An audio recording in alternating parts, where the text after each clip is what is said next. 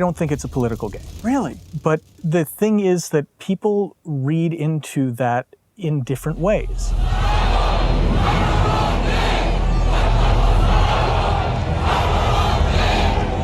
Stop out. Go get to the wall. Get in there, Garrick. Stacy, get out of here now. Muita gente ainda diz: ah, deixa a política fora dos jogos. Silêncio. Mas será que videogame pode mesmo ser neutro?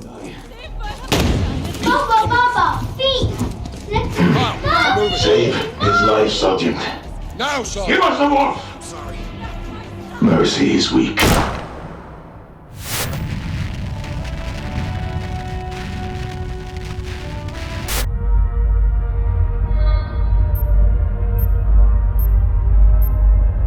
Veja, hoje em dia é possível achar os videogames que discutem os mais diversos temas: guerra, saúde mental, gênero e até mesmo o lugar dos videogames no mundo artístico.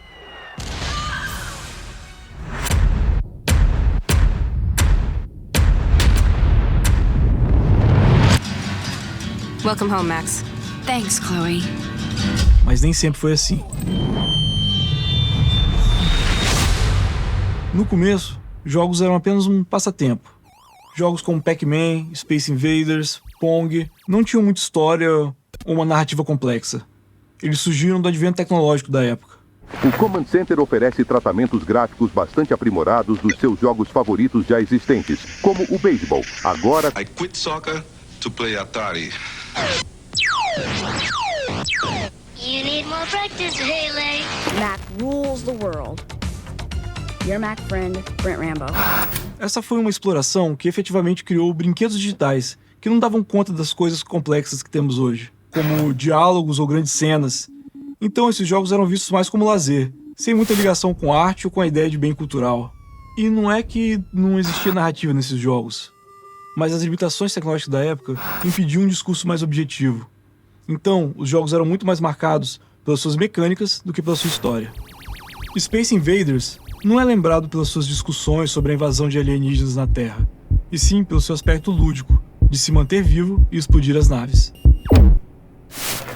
A origem dos jogos se assemelha muito com a do cinema, que em seus primórdios consistia na mais simples exploração da imagem em movimento através de aparatos como o praxinoscópio e o cinetoscópio, seguido dos primeiros filmes.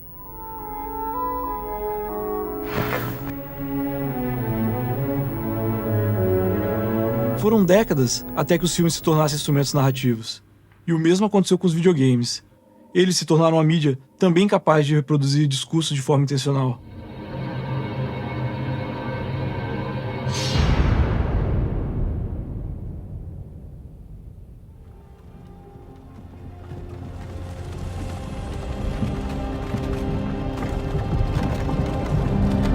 Hey, you. You're finally awake. Cada vez mais elementos artísticos passaram a compor a produção dos games, e através de trilhas musicais, diálogos, gráficos e até mesmo a possibilidade de mecânicas mais diversas no gameplay, permitiu que os jogos se tornassem um excelente condutor de narrativas.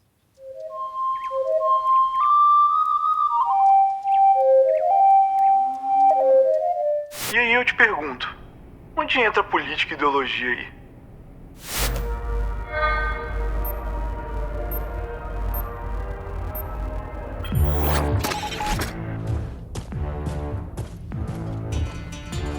Mr. Redfield, would you step into the box?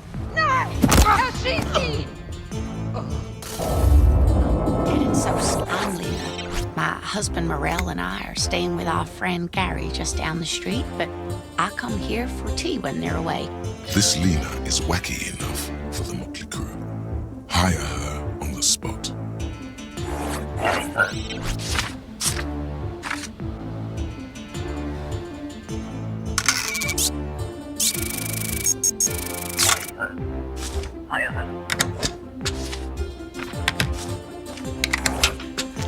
Segundo o filósofo italiano Gramsci, o ser humano é intrinsecamente ideológico.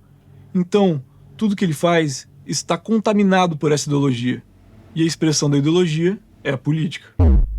Todo ponto de vista é a vista de um ponto. Até mesmo a ciência, principalmente as ciências humanas, tem ideologia e política em suas análises. E talvez na história é onde isso é mais perceptível e mais velado. Toda a história que conhecemos é uma narrativa que parte quase sempre da perspectiva dos vencedores. Essa ótica é o que chamamos de discurso hegemônico. Se entende por discurso hegemônico a ideia de que é um discurso que domina.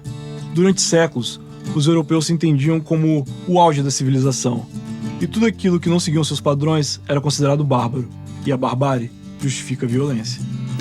O dono desse discurso só mudou porque depois da Segunda Guerra a Europa estava em frangalhos. Então, a tocha foi passada para a nova potência mundial, os Estados Unidos da América. America is good.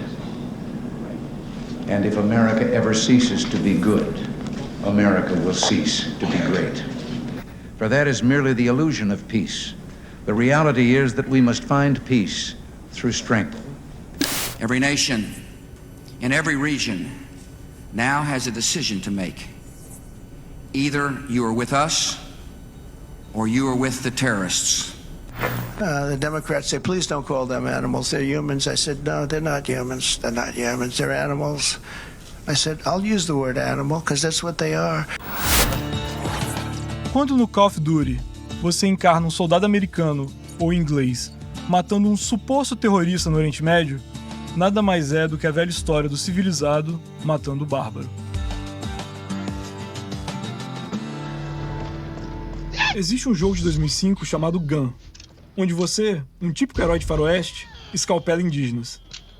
Essa brutal violência só é aceitável porque na batalha histórica os indígenas perderam.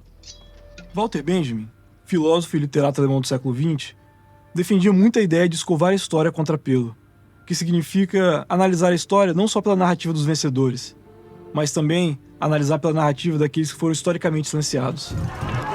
No entanto, a grande maioria da produção cultural tende a sustentar e enaltecer esse discurso hegemônico, o discurso civilizatório, como em Call of Duty ou Ghost Recon. Mas também acontece de forma mais velada, até mesmo não intencional, como em Assassin's Creed, que transforma a cultura dos povos originários e do Oriente em caricaturas. Esses jogos acabam sendo um monumento aos vitoriosos, e nunca houve um monumento à cultura que não fosse também um monumento à barbárie. Essa frase de Benjamin pode ser interpretada tanto literalmente, como é o caso de Brasília, um dos maiores monumentos civilizatórios brasileiros, que foi construído literalmente em cima dos corpos esmagados dos trabalhadores, como simbolicamente, como é o caso desses jogos que celebram os vencedores históricos e a barbárie que foi o caminho para sua vitória. Só que esses games que perpetuam o discurso hegemônico têm uma clara vantagem sobre os outros. Eles gritam sobre o político o tempo inteiro, mas fazem isso em silêncio.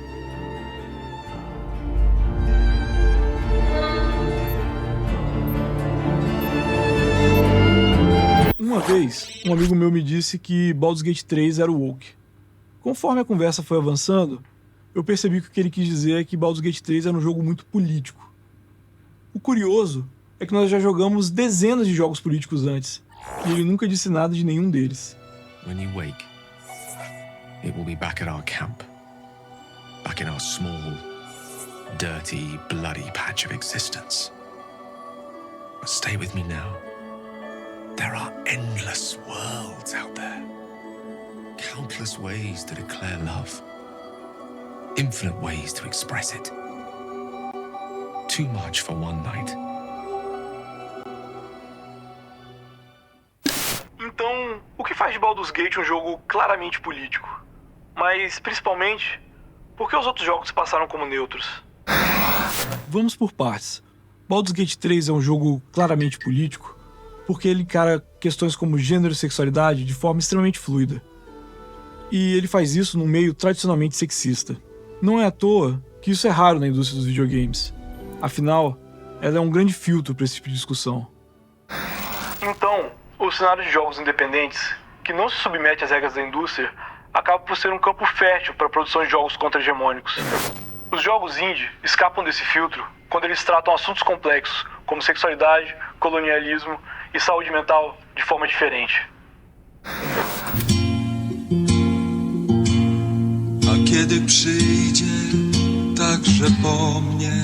I lived through hell with these people. We were a group. We would do anything to stay alive. Publicado pela desenvolvedora polonesa 11-Bit Studios, This War of Mine é um jogo indie de sobrevivência, que se passa em uma cidade fictícia inspirada em conflitos reais. Forever. O jogador não controla soldados, mas civis comuns tentando sobreviver em meio à guerra, e se vê obrigado a tomar difíceis decisões morais, sem comida, medicamento ou segurança.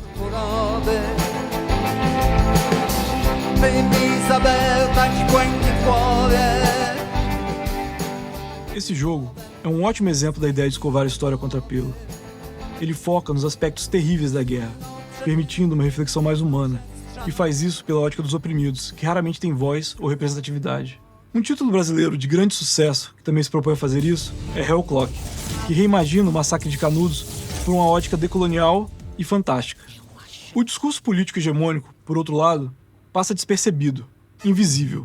Is this game political? No. Really? No. Really? We'll just make the game. That seems insane. It seems insane to get political to me. E essa invisibilidade é tão potente que esses caras conseguem afirmar que esse jogo Lutamos para expulsar todo o poder estrangeiro do nosso solo. Somos Al-Qatala. Somos assassinos. That doesn't mean anything. Is it political, like in terms of in today's... Esse jogo não é político.